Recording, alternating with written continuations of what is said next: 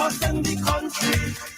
I don't want a lot for Christmas. On second thought, I want a lot of things. Too many to mention here, but I do want to take this time to say that I hope that you create your own happiness and that you become a healthy and whole individual during this season and beyond. I wish that for your family as well. My name is Crystal, and celebrating or not, have a wonderful season. Stay grateful and take care.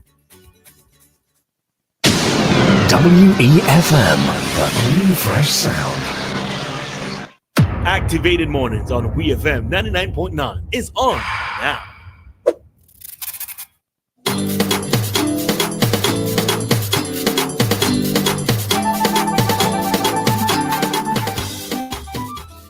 And we are back this morning with Activated Mornings. Now, before we get into the topic, I have to remind you that we have a few giveaways being done randomly throughout the day, and this is one of them. So right now, Massey Stores Limited is giving away the Bandia seasoning. A wide variety is available in store, from complete seasonings to turmeric and other spice blends. If you're wondering how to win, the question this morning is how to cook a salt ham. So call us in with the salt ham recipes. How do you cook a salt ham?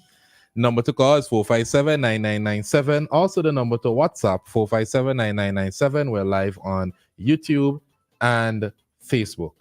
So again, the number to call is 457-9997, which is also the number to WhatsApp, which you can also call us via WhatsApp, 457-9997.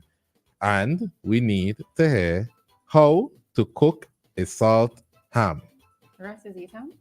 Nope. You gotta know. I don't know how to cook salt ham. I have no idea how to cook. I don't even know how salt ham tastes. Oh, serious? No.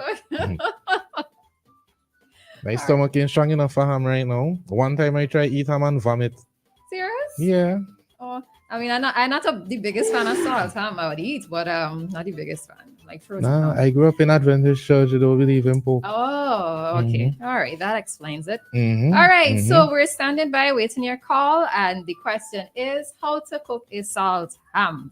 All right. You have a Bandia seasoning to give away. Compliments Massey Stores this morning. So as we would await the calls, I give my 2 cents on the whole church story. And I gave Ari a little tap on the back of his head. No, you say a whole load of nothing. About 4 minutes of nothing. But anyways, I do believe that if we were to create a hierarchy, it would be police officers, parents, the church, and then society. I don't believe that the church is at the forefront in the fight against crime, because the church can only do so much. What I also do believe is that a lot of people are being drawn away from the church because of blatant hypocrisies that they experience in the church and what they see happening involving church members. And I do strongly believe that the more you become educated, especially if you're, I had a very interesting conversation with a literature major, and they said something that I personally believe, that literature is writing and people tend to believe whatever is written because of the sense of elitism that has been attached to writing since the beginning of time. So I don't know if I subscribe to everything that I read. Take from that what you may. I don't believe that the church is at the forefront in fighting crime today. But I mean, I think as I was telling you off air, I am not sure if I can necessarily put it as a hierarchy, because everybody has to play their part. You know, it's not equal. It could never be equal. Parents have to do their part in terms of the way in which they bring up their children, the values that they instill in them, so that it doesn't end up being a major problem for the police, right? Police is there to what's the words I'm looking for? To ensure safety and security for everyone. But supposed to be there for that. Harry. Harry what? They are Harry there. what? That's I hate what how they people are like there dance around the for. truth. They're No. supposed to be there for that. So you're saying that they're not there? Just last week, there was a police handing a gun to a civilian. What you mean by? What you mean by? Come on. Ari, hold on. They're supposed to be there for that. So we are Supposed looking to. at this one officer who came to the attention of the public. You are going to use this one officer to Listen. to what? I don't have Bring to. down I the don't have force? to use one officer. There are many officers, and even the commissioner would admit that there are many officers. As in many, the majority. It comes the same That's like when you what hear people they are talking about a lot of supposed negative to do. things. It's not what is When you happening. hear a It's lot what of they're negative supposed things, to but you do. hear it from the most vocal persons within society. It is what not they are necessarily the persons supposed who to are the do. majority of the voice within society. Well, then you cannot say that. That is what they're doing because all of them not doing it. It's what they're supposed to do. Yeah, but you're making it sound as if it's the majority of them. These are the ones The who come majority to the or not, it forefront. doesn't matter. It's what they're supposed to do. So it is their mandates. That's what they're supposed Yeah, to do. that's But what they're yes, supposed but to do. that's what they're doing. That's what It's- they're supposed to do. We have a caller. Hi, caller. Good morning. Good morning again. I'm coming as a peacemaker. What's the argument all about? No, really, they're choice saying the of police words. is the choice yes. of words. That's the difference in the choice of words between what I said and what Ari is saying. Well, But it's choose okay. the Go words ahead. carefully. Uh-huh. Choose the words carefully. But let me say this. When I was growing up in this country, it was such a different country. Maybe we had become too exposed. You know, maybe it was a kind of ancient, if I can use that word, maybe it was an ancient or innocent society we were living in. But today, being around, and thank God I have lived that long, right? Thank God I've lived that long because things that are happening now, I mean, I've become accustomed to it because I'm a person who has always tried to keep in touch with what goes on in my country. And I've seen the steady deterioration in terms of our lifestyle in this country. It appears to me, okay, we're talking about church just now. I mean, we have a lot of churches in this country. I am aware of that. But how much value does the churches instill in us today? Mm-hmm. Right? How much values? Right? I agree. And these are things I am concerned about. And hence the reason why the society goes haywire. Right? Like when Roleza was speaking just now, I was surprised to know as a young lady, and like I said, she sounded like a church person, that she never used to go to church. She was not brought up going to church. Right? So that's an example. But at least, seems as though she stayed on the straight and narrow. I wish I get to know you so that I can even make more assessment about you, right? But I just say that because of the kind of the things you express and so on. But how many? And that's why I always come back to single parents. You know, some single parents have done a good job when it comes to bringing up the children, but not everybody, not all, right? So it all depends on your environment, the way you were brought up, the way you were trained, and all of that. I couldn't be speaking like this if I wasn't brought up in the right way, in my opinion. And I always say my parents have dead and gone, or have died and gone, and I even apologize to them up to this day for. It's after, it's when you start growing up and you experience in life, you realize what they meant for you. They meant, if you had good parents. Yeah, I just want to add my 2 cents piece by this. Thank you. All right, thanks, Dave. Thanks, Dave. All So, right. yeah, in the interest of time, I want to move on to this topic. What the PM said yesterday on NBC Radio. Basically, I don't know which radio program he was listening to, but someone said that it's hypocritical for him to be calling for Essequibo peace talks when, in fact, he has not been speaking to the opposition leader, Godwin Friday, since 2021. All right, he's not speaking to him directly. speaking to him through communications, but not directly. So, as we know, Prime Minister has blamed Godwin Friday personally for what had happened to him, which was the missile launch to his head. And since then, he has not had any direct conversation with Friday. What he did say on NBC Radio, however, and I'm quoting him from Eyewitness News, I understand on one radio station it was said Ralph is being hypocritical. Ralph is wanting to have Maduro and Orphan Ali talk, but don't want to talk to Friday. They're trying to compare apples and oranges, he said.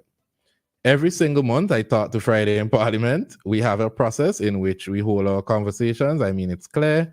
And if I have to consult him about anything, I write him in accordance with the Constitution.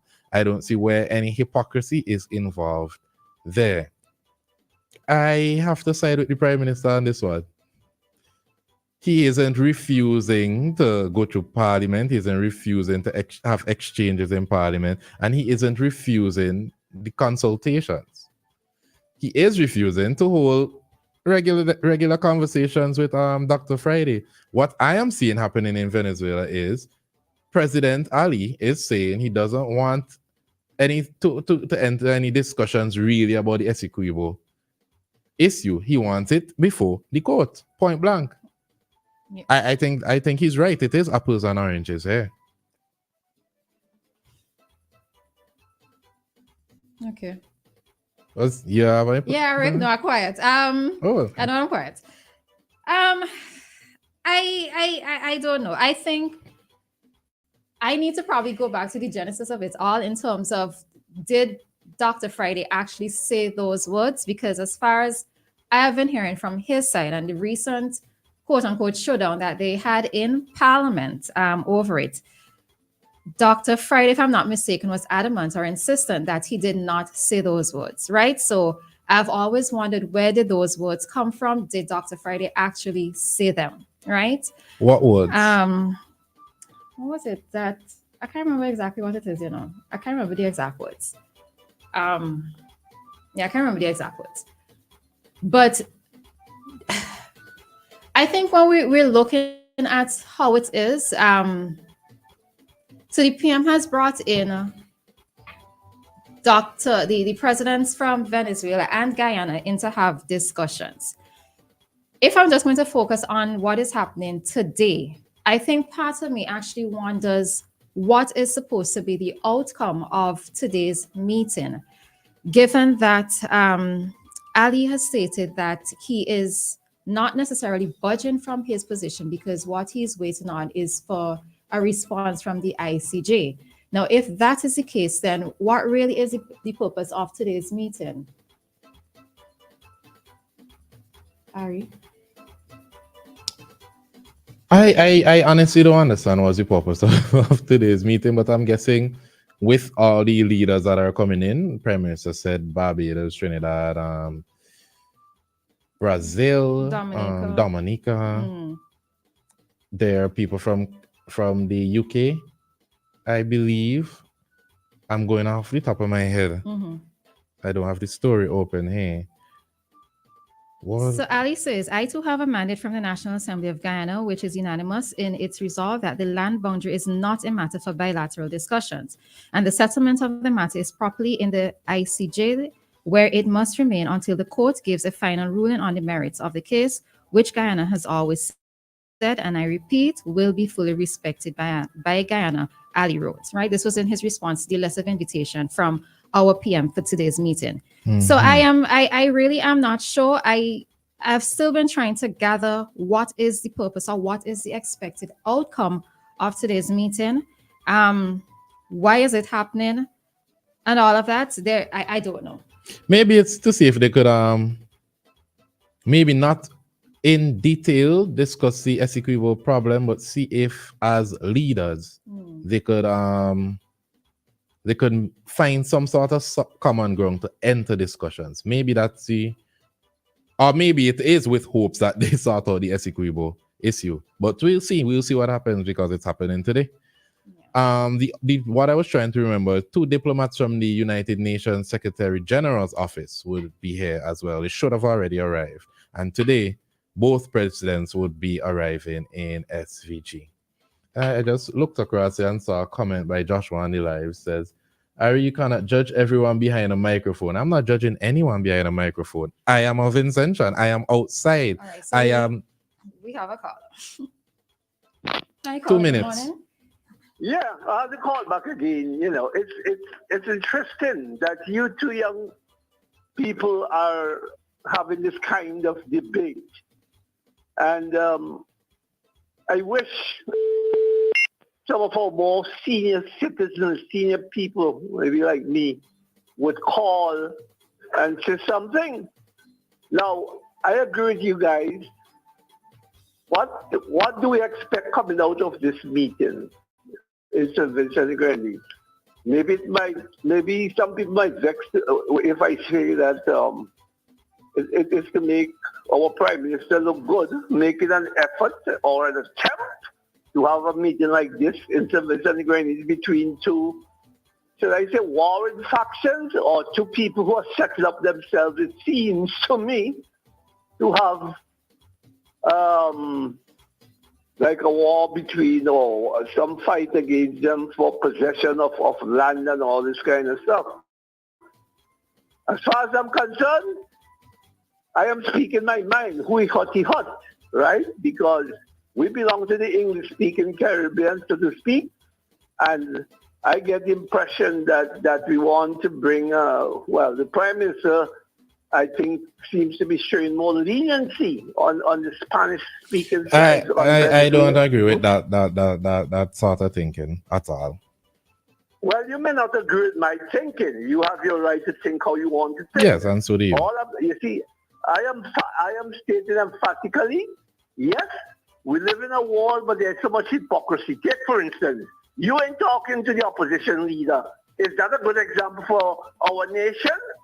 So how do you expect to make things or make life or make people feel better, comfortable in this country? How do you, two leaders of the two political parties, the strong, you know, they are the two major political parties, and you can't agree, or the Prime Minister is saying he ain't talking to Friday.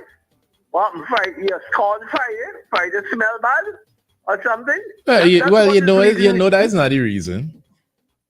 I know that's not the reason. But does it make sense to you guys that two big men supposed to be, well, I won't say too big, I mean, one man is saying he's not talking to the other one, as though he's looking down at him, and so on. But coming back to the meeting today, I think, knowing Dr. Gonzalez, and I think he feels that he is he's the lead of the Caribbean in all of this.